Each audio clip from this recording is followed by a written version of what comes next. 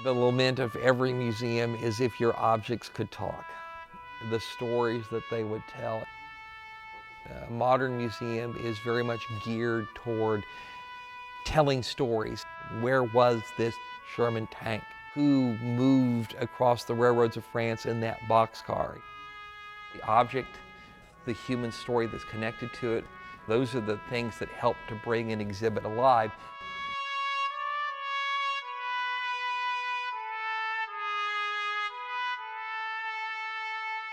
My name is Jeff Hunt, and I am the director of the Texas Military Forces Museum. Nobody has a better military history than the state of Texas. I mean, we've got the Alamo and San Jacinto and Hood's Texas Brigade, the last battle of the Civil War, the 36th Infantry Division. It is really a remarkable story. You get, in our case, 26,000 square feet to talk about everything that's going on from 1823 to now.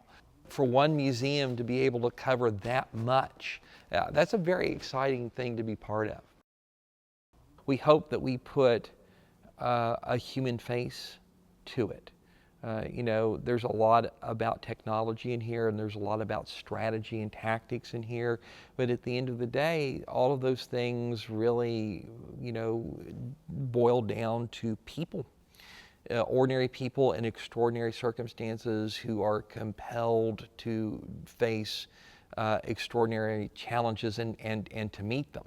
And that's a story that is, I think, pertinent to everybody, whether you're into military technology and military science or not. This is an M1 helmet, a standard helmet worn by American soldiers in World War II. This particular helmet was worn by Captain Ozzie Brown of Wichita Falls. He was in the 142nd Infantry Regiment of the 36th Division in World War II. And he was part of the invasion of Salerno, Italy, on September 9, 1943. He wore that helmet during the invasion, and you see the yellow stripe underneath his captain's bars. That indicates that his unit was designated to land on Yellow Beach. He was still wearing this helmet when the division made the attack along the Rapido River in late January of 1944. During the battle, a piece of shrapnel came in and struck him on his right side, and you can see the battle damage done to his helmet. He wasn't killed. He wasn't too seriously hurt. He went to the hospital. A few months later, he came back, and his troops, who thought a great deal of him, had saved this helmet, and they gave it back to him. So here is a piece that was at the battle for Salerno. It was part of the battle for San Pietro. It was there at the Rapido River. This is as close as you can get. This thing was there. It saw those great events and was worn by one of the ordinary American heroes who are so common in our military history. Yeah, you got to remember every military vehicle is built, really to have a relatively short lifespan.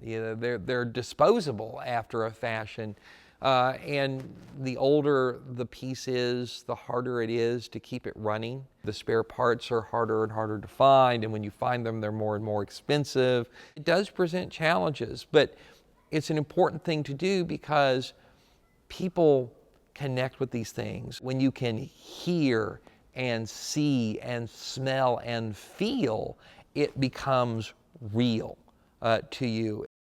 It's not very often that you get to stand in one place and sort of see the evolution of American armored vehicles throughout history. So we begin with World War II and Korean War tanks, and then we march ourselves through the 1960s all the way down to the M1 Abrams tanks that we're using today.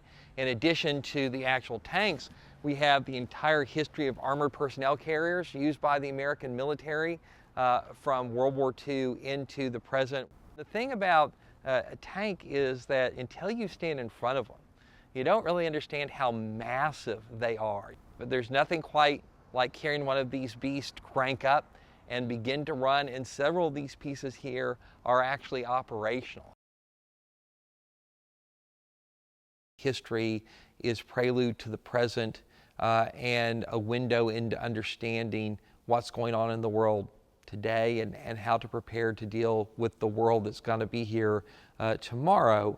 You're trying to give people a good solid understanding of your subject matter.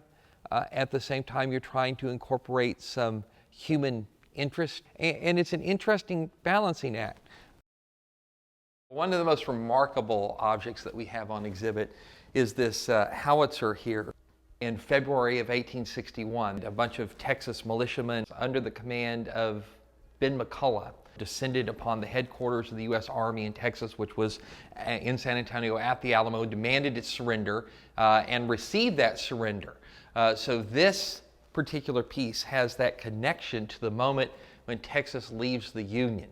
It was later carried into Arizona and New Mexico by Confederate troops commanded by Brigadier General Henry Sibley.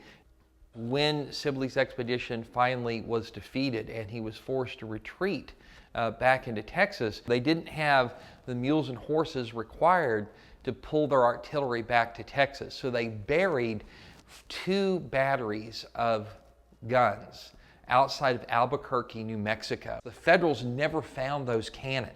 And in the 1890s, one of the gunners who helped bury these pieces went back to New Mexico and dug them up. And they gave 4 to the state of Colorado, and they gave 4 of them to the state of New Mexico. What happened was that during World War II, New Mexico melted down 2 of these gun tubes as part of a scrap drive, but Colorado kept all 4 of its guns. This one was available for loan. And so we got to add this to our exhibit on the New Mexico campaign. One of the challenges about our museum is that we want to offer something to everyone. So the person who comes in here who's really into the military weaponry will find something. Somebody who's into vehicles or aircraft will find something. Somebody who's into uniforms will discover something. Somebody who's interested in the big story of military history will find this place intriguing and enjoyable, but the majority of your visitors probably aren't into those things. And what they're going to connect to is the human face of armed forces, the human story. You're standing in the presence of something that was held by one of the most famous people in American history. This is a sword that was presented to Jefferson Davis, who later becomes the president of the Confederacy, and thus the commander-in-chief of the Texas forces. This was given to him by the people of Natchez, Mississippi during the Mexican War. Jeff Davis, who was a West Point graduate, was colonel in command of a unit known as the Mississippi Rifles, and they played a prominent role in the American victory at the Battle of Buena Vista in February of 1847. He was given this sword. It's inscribed to him from the people of Natchez. This is on loan to the museum from a gentleman named Gary Guthrie. You have to put what our units are doing in a context. We have to talk enough about political and world history to understand where World War I or where World War II or where a global war on terror came from. And so, that's challenging. But it's also exciting. You get a lot of opportunities to make the museum meaningful to a lot of people, to a very big audience.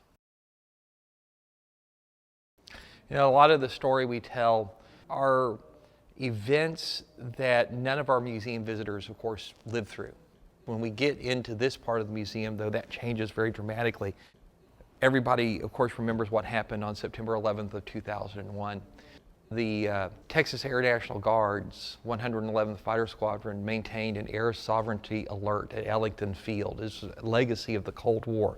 They were put into their jets, and when they were told to scramble, they weren't told what that mission was. They were simply given a set of coordinates to fly to and cryptically told that they were about to escort a former member of their squadron. They took off, they flew out to their destination, which was well over the Gulf of Mexico at extremely high altitude, and when they arrived at that spot, they saw Air Force One.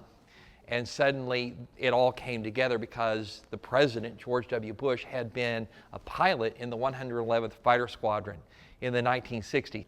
So 2 of our F-16 fighters escorted the president to Barksdale Air Force Base, where Air Force One landed to refuel. These 2 patches here were worn by Major Rolando Aguilar. on that mission. So those are the actual patches worn on the first mission flown by the Texas Air National Guard in the War on Terror.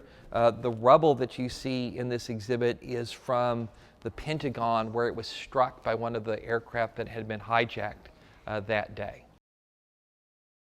I like the things that run, the Sherman, the half-track, the German Hetzer tank destroyer. Those things are of special importance to us. There were some instances where there were pieces that were brought in for the purpose of cannibalizing, so that you could have, out of 2 half-tracks, we would get 1. Some of these objects, like this M3 Stuart tank, were recovered from a firing range, so they'd been targets. Emotional attachments, the fire truck is one of them. That was the original fire truck that served at Camp Swifter in World War II. They used it into the 70s and then turned it over to the Bastrop County Fire Department, and they used it well into the late 80s. And then one of the soldiers who was part of range control at Camp Swift, but also a volunteer firefighter from Bastrop County, found out about the vehicle and told us about it, and we went out and we got it and we brought it back here, and between CSMS and our volunteers, we brought it back to life. So that's one that's very, very dear to my heart. We want to educate our citizenry, not only what the troops have done, but what they're doing. We also want to provide a realistic vision of what it means to maintain military forces and what it means to send them into harm's way.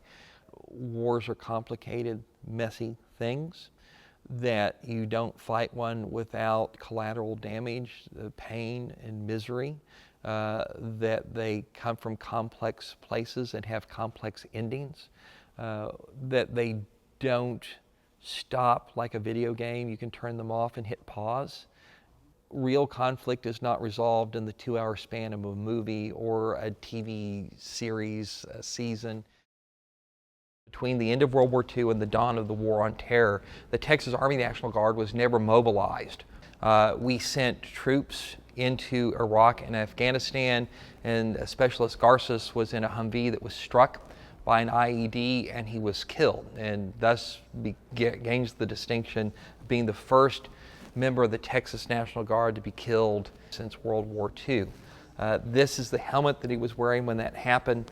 The glass here is from the window of the Humvee that he was riding in when it was struck, and you can see the shrapnel embedded deep into the glass from that explosion.